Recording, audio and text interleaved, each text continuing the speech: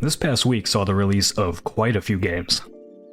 Some you've probably heard of, like the Shadow-dropped Oblivion remaster or Expedition 33. Others you might not have, like Kingdom's Deck, Starless Abyss, Sunderfolk, Detective Dotson, Desperate Place, Once Upon a Puppet, Steel Seed, Old Skies, Beholder Conductor, or the latest game from publisher Raw Fury, Post Trauma. That's just 1 week's worth of games, by the way, and not even all of the ones I could have mentioned without making this entire video just me listing off games that look potentially worth your time and money. There's been a lot of discussion in recent years about making sure to support indie games over the latest AAA release, or in this case, re-release. It's a sentiment I of course back, even as I still enjoy the big, shiny new games as well.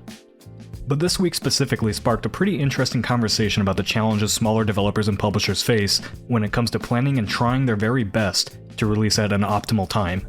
And that's without throwing a massive shadow drop game into the mix that you cannot plan around or anticipate unless the leaks are 100% accurate, which they rarely are. Now, I want to preface this video by saying I completely empathize with this struggle.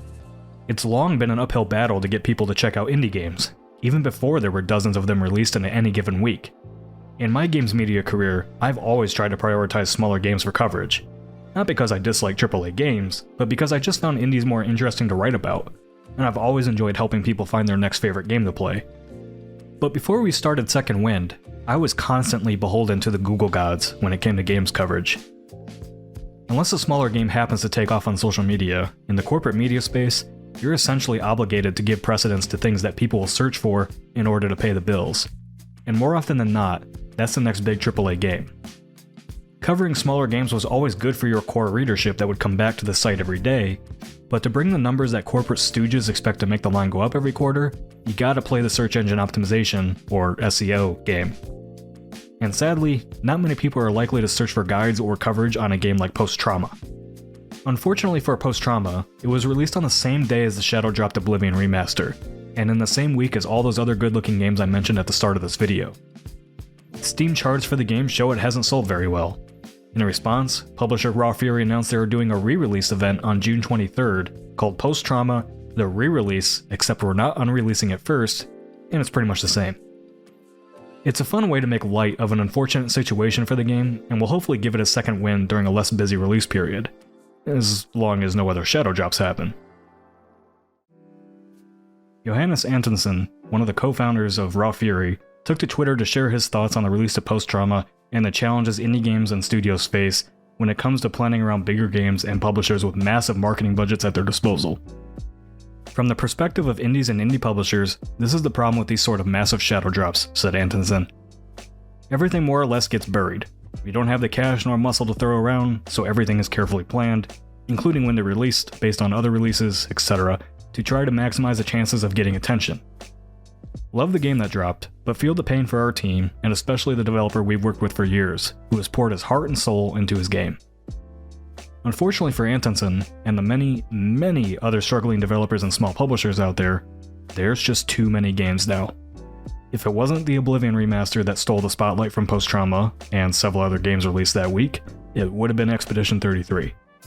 The games media landscape has radically changed over the last 5 years as corporate outlets continue to hitch their wagons to Google, and then lay off talented teams to hire cheaper workers to spew out Roblox articles every day. There's not enough people to cover the games that come out every week. People who play games on a regular basis have an ever-expanding backlog of titles they'll never get to. Subscription services like Game Pass are continuing to grow in popularity and provide players with an endless library of games. Games that entered early access a year or two ago are hitting their 1.0 release date.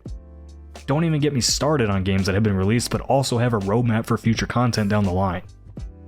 In our own Steam account, we currently have codes for 21 games that have come in just over the last 3 or so weeks, and it's exhausting to even think about all the games I'd love to check out but just can't fit into my schedule.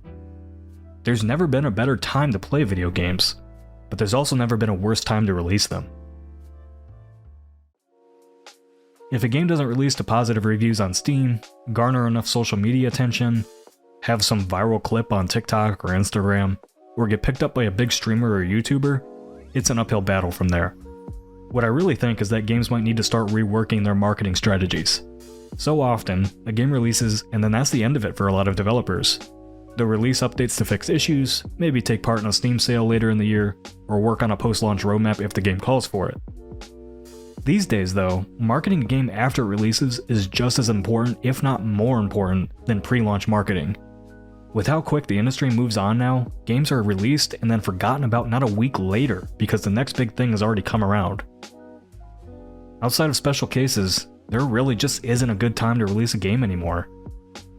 When you go back and look at that list I made at the start of the video, I'd wager you've probably only heard of 1 or 2 of those games, even though they've been marketed plenty. Most of them were actually in a showcase or 2. One of them is by a big new player in the space, Dreamhaven. Detective Dotson has been highlighted by Xbox numerous times, including at their recent GDC preview event we attended this year. Post Trauma got his world premiere trailer at the Game Awards. I'm not sure what else you could do to get eyes on these games, and at that point, you're most likely hoping that word of mouth does most of the work for you. It's tough out there. I don't envy anyone trying to release a game right now, and with developers' tools becoming more and more accessible over time, it's only going to keep getting more challenging to catch people's attention.